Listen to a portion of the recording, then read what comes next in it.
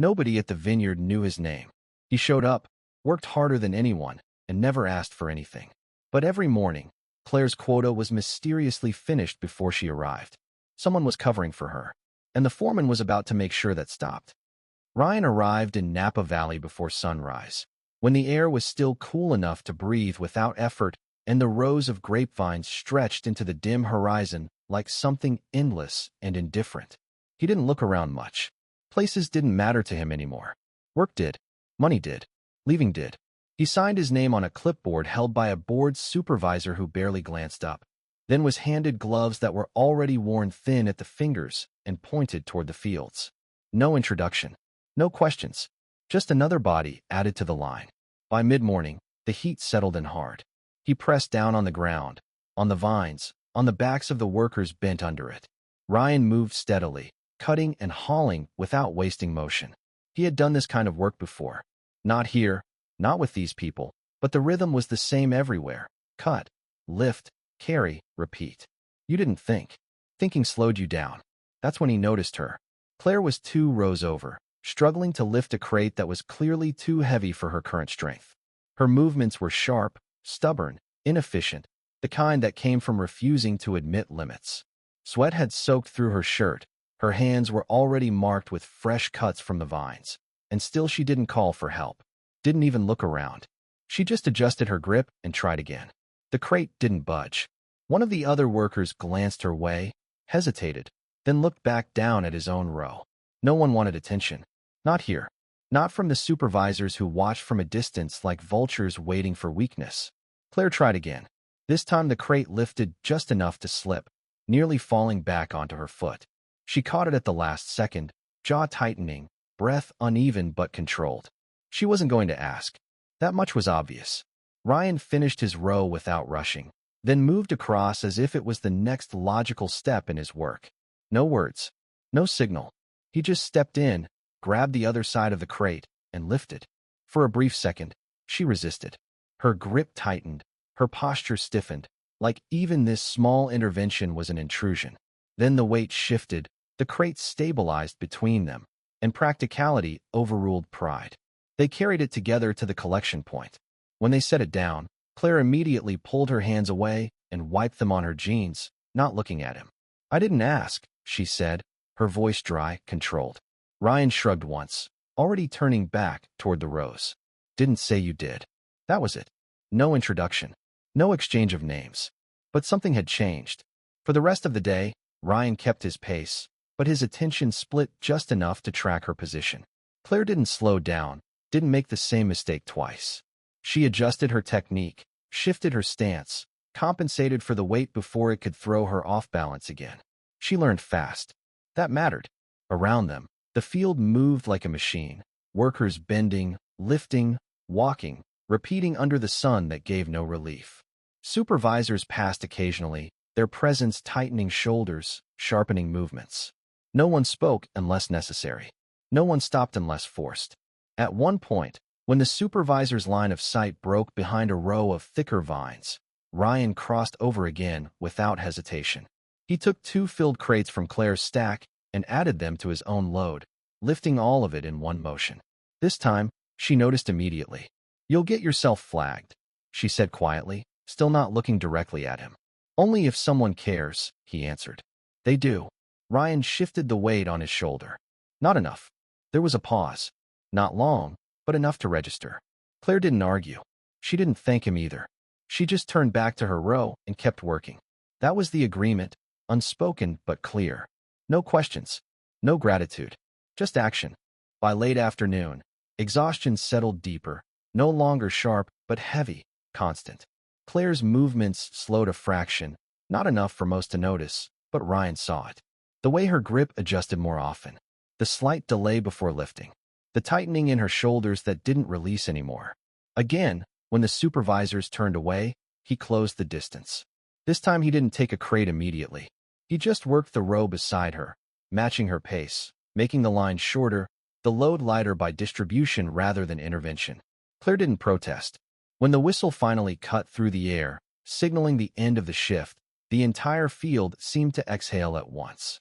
Workers straightened slowly, like rusted mechanisms forced back into shape. Some stretched. Some just stood there for a second too long before moving. Claire wiped her face with the back of her hand, leaving a faint streak of dirt across her cheek. She looked down at her palms, thin cuts, dirt embedded, skin already inflamed, and flexed her fingers once, testing the pain. Ryan passed by her on the way out. For a moment, it seemed like he would keep walking. Then he slowed just enough to speak without turning his head. "You'll need to wrap those." Claire glanced at him, a brief, sharp look. "I'll manage." "I know." He kept walking. She watched him for a second longer than necessary, then looked back at her hands. The sun was already dropping lower, but the heat still clung to everything. Another day would come just like this one. Maybe worse. Claire closed her fingers into a fist, ignoring the sting, and started toward the barracks. The next morning started earlier, harsher. The air had lost its brief mercy from the day before, holding a promise of heat even before the sun fully rose. Workers gathered in loose lines, quieter than necessary, each conserving energy for what they already knew would come. Ryan took his place without looking for anyone. Routine first, everything else after. Claire stood several spots ahead, shoulders set the same way as yesterday. Tense, prepared, unwilling to show anything that could be read as weakness. Her hands were wrapped now, poorly but effectively enough to keep the cuts from reopening immediately. She didn't turn around, didn't acknowledge anything. That was consistent. Then Marcus arrived. He didn't rush. He never did. His steps were measured, deliberate, boots pressing into the dirt with a kind of quiet authority that didn't need to raise its voice. He carried a clipboard, but it was clear he didn't need it. He knew where everyone was supposed to be, and more importantly, where they weren't. Marcus stopped in front of the line, letting the silence stretch just a little too long. His gaze moved across the workers, not quickly, not lazily, precisely. He wasn't counting people. He was assessing them. When his eyes landed on Claire, they didn't move on immediately. A small pause, barely noticeable, but intentional. "You," he said, tapping the clipboard once, though he hadn't written anything yet. "New section today." Claire didn't react outwardly. "Where?" Marcus tilted his head slightly, as if considering how much effort the answer deserved. Then he pointed toward the far edge of the vineyard, the part where the vines grew denser, less maintained, the ground uneven and harder to move through. There, a few workers shifted almost imperceptibly. Everyone knew that section. It was where speed dropped and injuries went up. The kind of place assigned when someone needed to be reminded of their position. Claire followed his gesture with her eyes, then nodded once. "Got it." No complaint. No hesitation. Marcus watched her a second longer, as if expecting resistance. When it didn't come, something in his expression tightened. Not anger, not yet, but interest. "Lunch break," he added, almost casually. "After inspection today. Don't fall behind."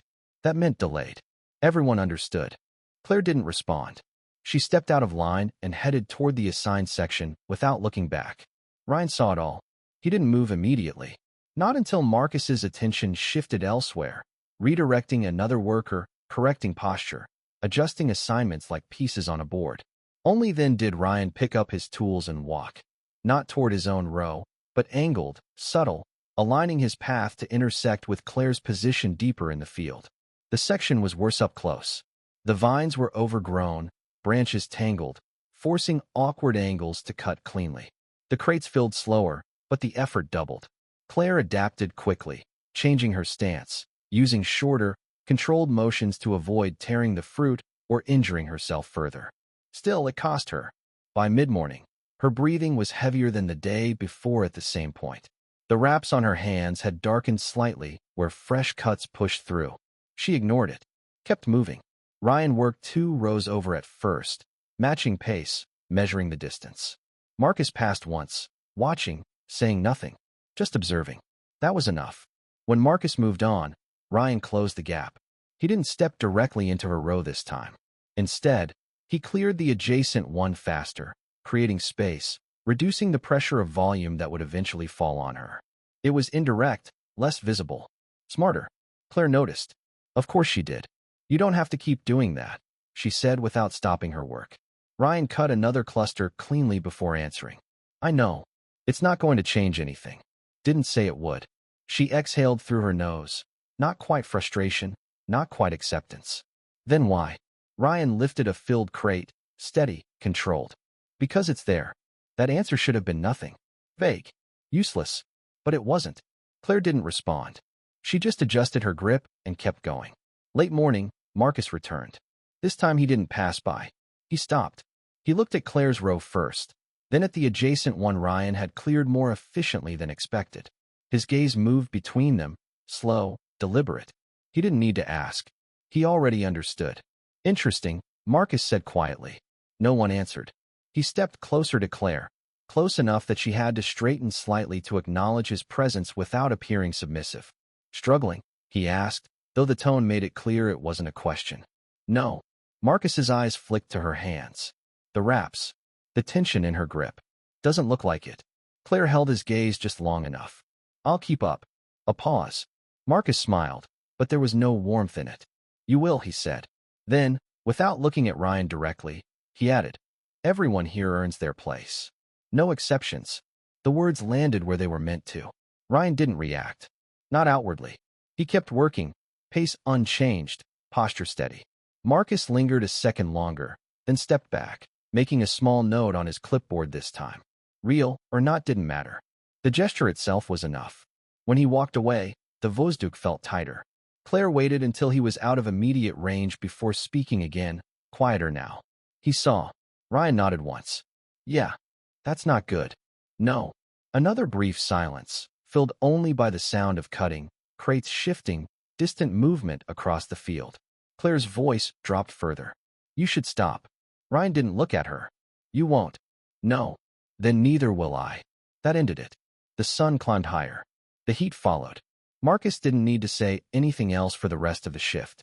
He had already set the direction. Claire worked the worst section. Her break came late. Later than the others. Exactly as promised. And every time she slowed, even slightly, she could feel it. Not just the exhaustion. The pressure. Directed. Intentional. Watching. By the time the whistle cut through the evening air, the field didn't feel like a place anymore. It felt like something that had to be survived. The workers moved back toward the barracks in a loose, uneven flow, steps heavier than in the morning, shoulders lowered not from rest but from depletion. No one spoke unless necessary. Words cost energy. Claire walked with the same rigid control she had held all day, but up close it was clear it wasn't sustainable. Her right hand barely closed fully anymore. The makeshift wrap darkened through in several places. She kept it low, out of sight, as if hiding it would make it less real. Ryan fell into step beside her without announcement. Not close enough to draw attention, not far enough to ignore. Just there. You're favoring it, he said, voice low. I'm using it, she replied, just as quiet. Not the same thing. Claire didn't answer. The barracks came into view, long, weathered structures that held heat even after the sun dropped, as if the day refused to let go. Inside, the air was thick, unmoving. Metal bunks, narrow aisles, the constant background noise of exhaustion, fabric shifting, someone coughing, boots hitting the floor. It wasn't chaos. It was containment. Claire sat on the edge of her bunk and started unwrapping her hand without ceremony. The fabric peeled away slowly, sticking in places where dried blood held it in place. She didn't flinch. That, more than anything, showed how bad it was. Ryan crossed to a small table near the wall where a few shared supplies had been left. Basic antiseptic, worn cloth, a half-empty bottle of clean water. He took what was usable and came back without asking. Claire glanced at the items, then at him. I didn't ask. Yeah, Ryan said, sitting across from her. You don't. She held his gaze for a second, then looked down at her hand again and let it rest, open, between them. That was permission. He worked without hesitation. Clean first. The water ran over the cuts, washing away dirt and dried blood. Some of the deeper ones reopened slightly under pressure. Claire's jaw tightened, but she didn't pull back. You keep gripping like that, Ryan said evenly. You'll split them wider tomorrow. Tomorrow's not optional. No, he agreed. He used what antiseptic was left, sparingly. The sting hit sharper this time. Claire exhaled slowly through her nose, controlling it instead of reacting. You've done this before, she said after a moment. Not a question. Ryan tied the cloth around her hand, firm but not restricting. Enough. That's supposed to reassure me? No. A pause settled between them, not empty, just unforced. Around them, the barracks filled with the low sounds of people trying to reset themselves for another day they didn't want. Claire flexed her fingers carefully against the new wrap. Better. Not fixed, but manageable. Why'd you come here? She asked, still looking at her hand. Work, Ryan said. That's not an answer. It is. Claire shook her head slightly. People don't end up here by accident. Ryan leaned back, just enough to take the pressure off his knees. Neither do you. That landed. She let out a quiet breath, something between a short laugh and a dismissal. Fair. Silence again, but different now. Less guarded. Not open, but not closed either. Before this, Claire said after a while, choosing her words carefully, I had something stable. Not good. Not bad. Just predictable. Ryan didn't interrupt. It went away, she continued. Not suddenly. Just piece by piece until there was nothing left to hold on to.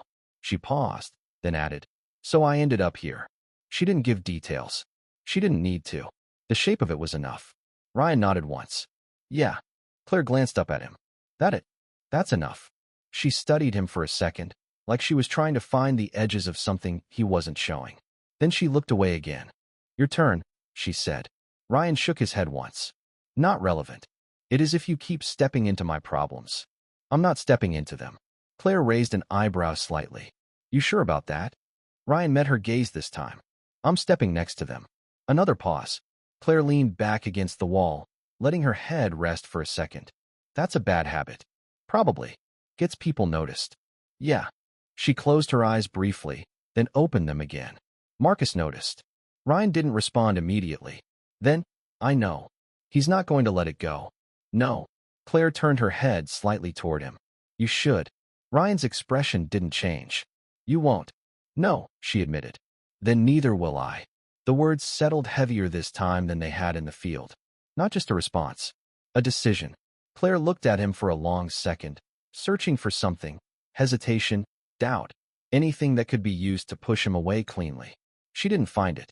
Why? She asked again, quieter now. Ryan held her gaze without shifting. Because I can. That wasn't the whole truth. But it was the part he was willing to give. Claire exhaled slowly, something in her shoulders lowering just a fraction. Not trust. Not yet. But less resistance. Fine, she said. Then don't slow down tomorrow. I won't. Good. She adjusted the wrap once more, testing it, then let her hand rest against her leg. Around them, the barracks settled into a restless quiet. The kind that never fully became sleep, just a temporary shutdown before the next demand. Ryan stood, returning the leftover supplies to the table. When he turned back, Claire was already lying down, one arm over her eyes, breathing steady but not deep. He didn't say anything else. Didn't need to. The understanding between them hadn't come from words. It hadn't needed them. The shift started harder than the previous ones, not because of the work itself, but because of what had already been set in motion. Nothing needed to be said. The direction was clear. Marcus didn't gather everyone this time. He moved through the rows as they formed, adjusting placements on the go, making it look routine. It wasn't. Ryan was halfway through his first crate when Marcus stopped beside him. No warning. No sound of approach. Just presence. You're off pace, Marcus said, glancing at the crate without really looking at it. Ryan didn't stop cutting. No. Marcus tilted his head slightly, like he was considering whether the answer amused him. We'll see. He made a small note on his clipboard. The crate was full. Clean cuts. No wasted fruit. No visible reason for correction. Didn't matter. Marcus moved on. 10 minutes later, he stopped again. Different angle. Same result. Another note. By the third time, it wasn't even disguised as inspection. It was targeting. Ryan kept his rhythm. That was the only response that didn't feed it. Across the field, Claire felt it without needing to see every detail. The pattern was too precise to miss. Every time Ryan's row aligned too well, every time his output matched or exceeded expectation, Marcus appeared.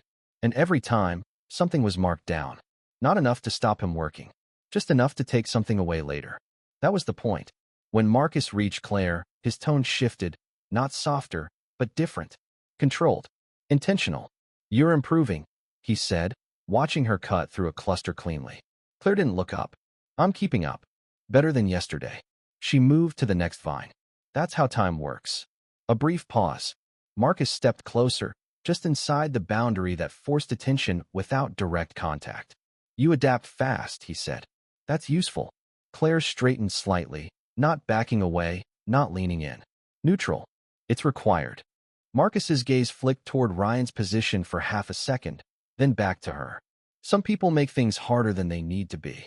Claire followed that glance without turning her head. She understood. Some people work, she said. Marcus's mouth curved just enough to suggest a smile without committing to it. And some people think they're helping. He let that sit, then added, quieter, there are ways to make things easier. Claire finally looked at him directly. I'm not interested. No. No. Marcus didn't react immediately. He studied her face, like he was checking for cracks that weren't visible yet. Then he nodded once. All right, he said. We'll continue as we are. He stepped back, made another note, and moved on. The words didn't sound like a threat. That's what made them one. By midday, the pressure had a shape. Ryan's crate counts were being recorded lower than they should have been. Small deductions, repeated. Enough to erase hours of effort by the end of the day. Claire's section rotated again. Still bad, still inefficient, just different enough to prevent adaptation from fully stabilizing. Neither of them said anything about it. Not out loud. When the break finally came, it came late again for Claire. Later than most. Exactly as promised the day before. Ryan sat on the low edge of a supply crate, drinking from a dented bottle, watching the field without focusing on any one point. Claire approached a minute later, slower than usual, but controlled. He's cutting your numbers, she said, no preamble. Yeah. For what? Ryan shrugged slightly. Because he can. That's not a reason. It is here. Claire exhaled, more sharply than she intended. He's trying to push you out. Or push you in. That stopped her. She looked at him, eyes narrowing just a fraction. That's not going to work. Ryan met her gaze. I know. Then why keep feeding it? Because stopping doesn't fix it. Claire looked away, jaw tightening. She knew that. It didn't make it easier. He said there are ways to make things easier, she said after a moment, voice flatter now. Ryan didn't ask what that meant. He already understood. Yeah, he said. Silence stretched between them, heavier than before. Claire sat down across from him, resting her wrapped hand on her knee. If he keeps this up, you're going to lose most of your pay. Probably. That doesn't bother you. Ryan took another drink before answering. It's not the worst outcome. Claire frowned slightly. What is? Ryan lowered the bottle, looking at her directly, letting him set the terms. The answer landed clean. No room to argue. Claire leaned back slightly, considering it. The logic was simple. The cost wasn't. He's not going to stop, she said. No. And he's not subtle anymore. No. She nodded once, slow. Good. Ryan raised an eyebrow slightly. Good. Claire's expression didn't change. Means we know exactly what it is. Ryan watched her for a second, then nodded. Yeah. The break ended before anything else needed to be said. Back in the rows, the pattern continued. Marcus didn't raise his voice. Didn't need to. The control was already established. Every note on the clipboard carried weight, whether it was justified or not. By late afternoon, Ryan's movements were just as steady as in the morning, but the resultat was already decided. The deductions would be there. The numbers would be wrong. Claire pushed through her section with the same controlled force, but now there was something else under it. Not just endurance. Direction. Marcus had made his move. Clear. Intentional. And now it was visible. The plan didn't come out of nowhere.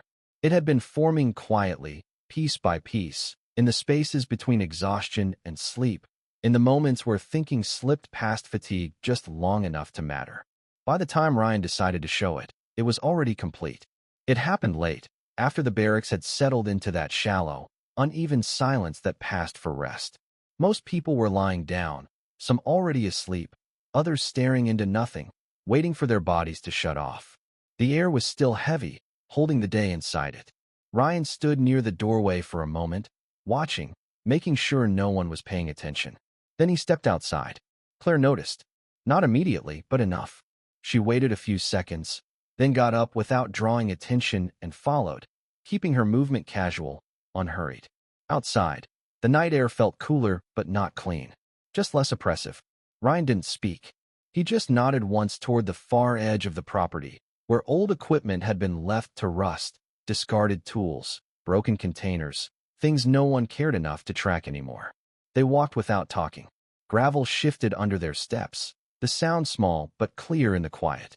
When they reached the edge, Ryan moved directly to a dented metal canister half-buried near a collapsed wooden frame.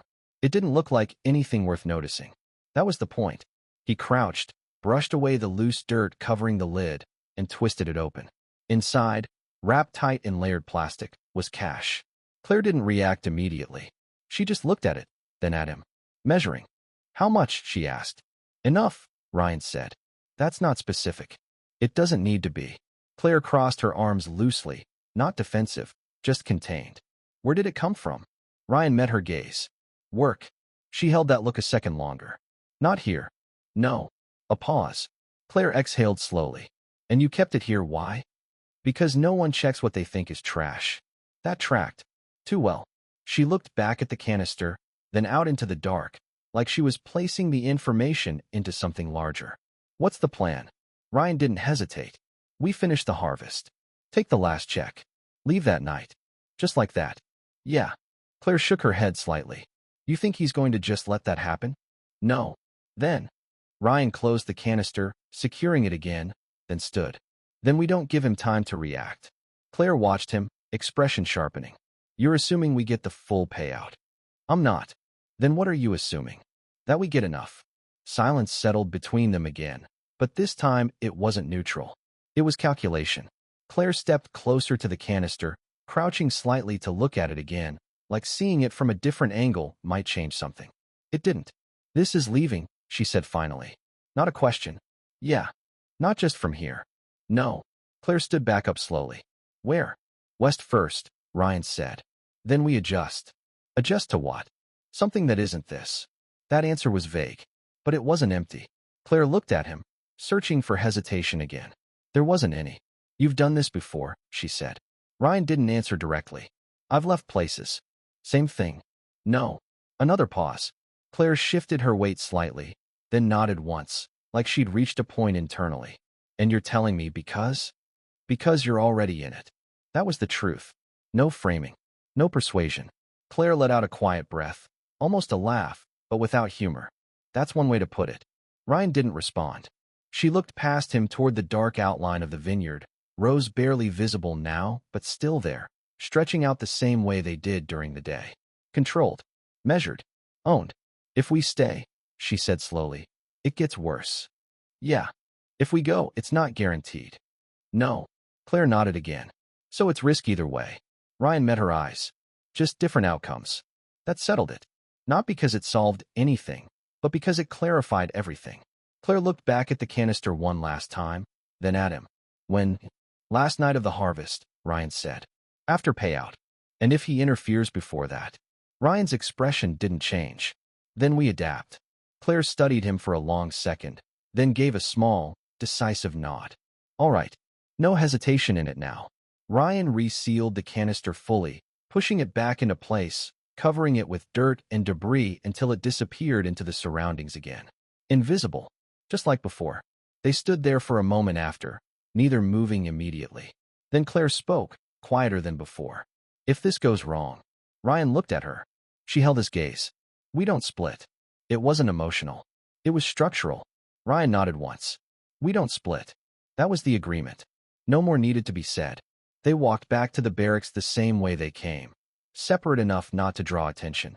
Close enough to maintain the line that had formed between them. Inside, nothing had changed. Same heat. Same noise. Same temporary stillness. But under it, something was different now. There was direction. Not hope. Not yet. But movement. The shift didn't begin with tension. It began with precision. Marcus didn't raise his voice. Didn't change the structure. Everything looked the same on the surface. Rows assigned. Tools handed out. Workers dispersing into position. Routine. Controlled. But the difference was in the timing. He waited. Ryan noticed it first. Not consciously. Not as a clear thought. But as an absence. Marcus didn't come to his row early. Didn't mark anything in the first hour. No corrections. No interruptions. That wasn't normal anymore. Claire felt it too, working her section with the same steady force, but her attention split just enough to track movement across the field. Marcus stayed at a distance longer than usual, observing without meshaffelstva. He was setting something up. By mid-morning, the pattern broke. Marcus approached Ryan directly, not from the side this time, not casually. Straight line. Clear intent. Step away, he said. Ryan didn't move immediately. He finished the cut he was making, placed the cluster cleanly into the crate, then straightened. Why? Marcus didn't answer that. Now, a few nearby workers slowed, not stopping, but enough to register what was happening. Attention without involvement. Ryan stepped out of the row. Not compliance. Positioning. Marcus held his gaze for a second, then spoke just loud enough to carry to those close enough to hear. Storage unit reported missing equipment. Ryan's expression didn't change. Not my problem. Marcus tilted his head slightly. Witness says otherwise. Then they're wrong. Marcus let a brief pause stretch, then gave a small, almost satisfied nod. I saw it. That landed differently. Not because it was believable, but because of what it implied. Claire had already stopped pretending not to listen. She didn't move closer, but her attention locked fully now. Ryan looked at Marcus steadily. No, you didn't. Another pause. Marcus stepped half a pace closer, lowering his voice just enough to make it private without making it invisible. Careful, he said. Denial only works if there's doubt. There is. Not here. The words were simple. Final. Marcus straightened slightly, returning his voice to normal. We can do this formally, he said, almost bored. Report it. Escalate it. Let it follow you past this place. Ryan didn't respond. Marcus's gaze shifted, brief, deliberate, toward Claire. Then back. Or, he continued, quieter again. We keep it contained. That was the real conversation. Ryan's jaw tightened just enough to register. There's nothing to contain. Marcus ignored that. Depends on how you want this to end. Silence. Then Marcus stepped back. Not retreating. Resetting. He turned slightly, angling his body, so Claire was now inside the line of the conversation without being directly addressed. She understands leverage, he said, still looking at Ryan. Claire stepped forward then. Not close enough to escalate. Close enough to be included. Say it directly. Marcus's eyes moved to her, slow, measured. He didn't smile this time. Simple, he said. He walks clean. No report. No record. No problem. Claire held his gaze. And Marcus didn't rush the answer. You stay? A beat. Next season, he added. Different conditions. Claire's expression didn't change, but something under it hardened. Define different. Marcus's voice stayed even. You won't be in the fields. That was enough. He didn't need to say more. The meaning was clear. Claire didn't look at Ryan. Not yet. And if I don't? Marcus's gaze flicked back to Ryan. Then this becomes official. Ryan spoke before she could. No. Marcus didn't react. Not your decision. It is, Ryan said. Claire cut in sharp. Stop. Both men went still. She stepped fully into the space now, positioning herself between them, not physically blocking, but controlling the line of interaction. You're offering a trade, she said to Marcus. Yes. For something that didn't happen. Marcus shrugged slightly. That's one way to see it. Claire's voice stayed level. And if I agree, he walks. Yes. No follow-up. No. Claire nodded once, slow, like she was processing terms. Ryan's voice dropped, controlled but tight. You're not doing that. Claire didn't look at him. I'm not agreeing to anything. Good. Marcus watched the exchange with quiet interest. Not interrupting, letting it develop. Claire finally turned her head slightly toward Ryan. Just enough. Let me handle it. No. Her eyes met his fully now. You don't have leverage. Ryan held her gaze. Neither does he. Claire's expression sharpened. He doesn't need it. That was the problem. Marcus stepped in again, not physically closer, but reasserting control over the moment. Time matters, he said. Decisions get harder the longer you wait. Claire turned back to him. Then wait. A small pause. Marcus studied her, longer this time. Then he nodded once. End of day, he said. I'll need an answer. He looked at Ryan one last time. Or I move forward. Then he stepped back, turned, and walked away like nothing had happened. The field resumed around them, but not really. The rhythm was broken now. Claire stood still for a second longer, then exhaled slowly and turned back toward her row. Ryan didn't move. Don't, he said. Claire stopped, but didn't turn around. Don't what? Don't even consider it. She looked over her shoulder, expression controlled, but not neutral anymore. I'm considering outcomes. There's only one. No, she said quietly. There are two. You're just refusing one of them. Ryan stepped closer. Because it's not an option. Claire held his gaze. It is if it keeps you out of this. Ryan's voice dropped lower. Not like that. A pause. Claire looked at him. Something conflicted flickering just under the surface now. Not doubt. Calculation under pressure. We don't have time, she said. Then we don't waste it on this. Silence stretched. Then Claire nodded once. Not agreement. Temporary alignment. End of day, she said. Ryan didn't respond. They both turned back to the rows. But the work had changed. Everything had. Night approached slowly, stretching the last light over the vineyard like a thin veil. The air cooled, but the heat from the day lingered, clinging to skin and clothing. Every row seemed to grow longer, shadows thicker, and the vines themselves more oppressive, as if the land remembered each hour of labor. Claire and Ryan moved carefully through the last crates, working with deliberate slowness. They didn't speak much, but the rhythm between them was precise. Each adjustment, each bundle, each tied cluster of grapes coordinated without a word. Their shared exhaustion had become a kind of language, the silent communication of survival. Marcus was no longer visible, but his presence was palpable. The workers still moved, still followed routine, but attention had settled over the field that made every sound sharper, every shadow threatening. Claire felt it in her shoulders, a subtle stiffening, in the prickling awareness along her spine. Finally, as the last crates were stacked, Claire excused herself quietly, moving toward the small, wooden office at the edge of the vineyard. She had planned this carefully, every step measured, every pause intentional. She knew Marcus left the spare key under a heavy iron paperweight on the porch during his rounds, too arrogant to hide it better. Her fingers, numb and swollen, struggled to find purchase on the cold metal, but she forced the key into the lock on the first try before the shadows in the field could shift toward her. Ryan followed at a distance, crouched low, keeping to the shadows as he moved toward the old pickup parked near the far gate. Her hands, stiff and swollen from the day's labor, moved with a forced, painful precision as she reached for the office door. The latch was cold against her raw palms, every movement a battle against the dull ache in her joints. Inside the office, Claire's hands shook slightly, not from fear, but from anticipation. The desk was cluttered with papers, a mix of accounting sheets, delivery notes, and scattered memos. She moved quickly, her fingers pausing on a folder hidden beneath a stack of routine manifests. It was a ledger of lost equipment and performance fines, the physical trail of Marcus's systemic theft.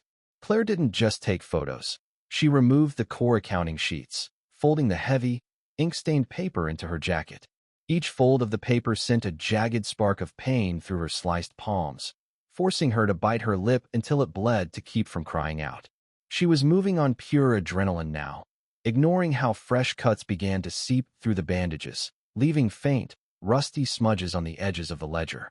These were the originals, the only thing that could truly strip him of his position. Her phone was secure. The evidence was safe. But she did not linger.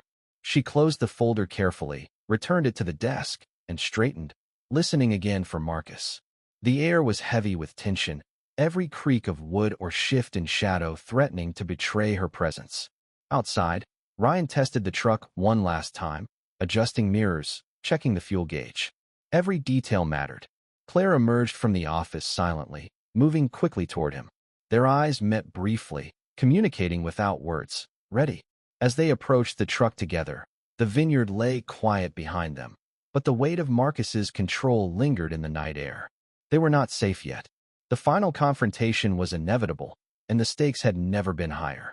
Claire slid into the passenger seat, Ryan into the driver's.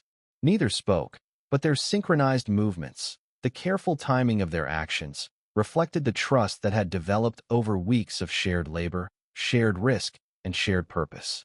The documents, the plan, the pickup, they were all pieces of a single strategy. Marcus had assumed control over the vineyard, over them, over their labor, but he had underestimated the patience, precision, and determination that now guided them. As the sun dipped fully behind the hills, leaving only the deep violet of twilight over the rows of vines, the two of them sat in the truck, engines off, breathing steady but alert. The night had become a battlefield of quiet calculation. Every sound carried meaning. Every shadow held potential threat. Claire finally spoke, her voice a low, cold rasp that cut through the engine's hum. "You're not just losing the equipment, Marcus. You're losing the vineyard. I have the original ledgers. Every falsified find, every stolen dollar, it's all going to the owners." Marcus's smirk didn't just falter. It vanished, replaced by a frantic, jagged calculation as he realized his leverage had evaporated. Marcus threw his truck across the path, aiming to pin them between the ditch and his heavy steel bumper. Ryan didn't brake. At the last second, he jerked the wheel left, feinting a ram, then used Marcus's own momentum against him, slamming the brakes and whipping the truck right. Marcus's vehicle roared past in a cloud of dust, sliding into a violent, uncontrolled skid that nearly tipped it over the embankment. By the time the supervisor fought the steering wheel back to center, Ryan had the pedal floored, hitting the main road. Marcus's headlights shrank in the rearview mirror, two powerless pinpricks fading into the black expanse of the valley. The night held for hours, the truck's cabin a small, humming sanctuary of quiet calculation as they put miles of dark highway between themselves and the vineyard. Only much later, when the tension in Ryan's shoulders finally began to ebb, did the first hints of dawn break the horizon, a faint gray creeping into the edges of the night. Claire's hands rested lightly on the dashboard, still holding the folder with the photographs. The evidence of Marcus's long-term deception and theft had been copied, secured, ready to be delivered to the owners of the vineyard. For the first time in weeks, she allowed herself a glance at Ryan. His eyes were focused, alert, but there was a quiet relief in them, a subtle easing of the tension that had gripped them both for so long. They didn't speak immediately. The shared silence was comfortable, the kind that develops only after extreme circumstances. The road stretched endlessly before them, every mile carrying them farther from the oppressive control of Marcus. Claire pulled the folder from the seat, flipping through the original ink-stained pages one last time. They had lost the official wages, but the cash from the hidden canister was heavy in the glove box, a mechanical necessity for the miles ahead. Ryan's lips twitched in a subtle acknowledgement. They had kept their agency, and for the first time, they faced the horizon on equal footing. The canister at Claire's feet wasn't just metal and paper. It was their ransom from a world that took everything and gave nothing back. The road was empty. The engine hummed a steady rhythm of escape, and for the first time, the silence between them felt like peace instead of a truce. The truck disappeared into the sunrise, leaving the vineyard and its shadows behind, heading into a horizon of possibility. The road was theirs now, and nothing, not Marcus, not the past, not fear, could take it from them.